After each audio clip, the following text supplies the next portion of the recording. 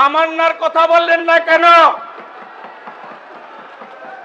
আপনি যেদিন উপনির্বাচনে জিতেছিলেন, আপনার বাহিনী 6 বছরের ছোট্ট শিশু তামান্নাকে খুন করেছিল।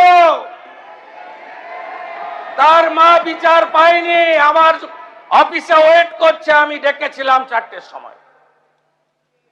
আপনাদের কাছ থেকে এগুলো শুনতে হবে? আপনি বলছেন গণতন্ত্রের কথা, আমাদের ডাকতেন আপনারা। মুখ্যমন্ত্রী মন্ত্রী তো দূরের কথা, আপনারা ভয়ে থরথর করে কাঁপতেন। মন্ত্রীরা এই মনে হয় দেখে ফেললো। আরে আমরা তো প্রথম দিন থেকে এমএলএদের ডাকছি, কথা বলছি, আমাদের কর্মীরা রেগেও যাচ্ছে। আমরা এই প্র্যাকটিসে বিশ্বাস করি না। আমরা মনে করি সংবিধান অনুযায়ী চলতে হবে, for the people, by the people, of the people.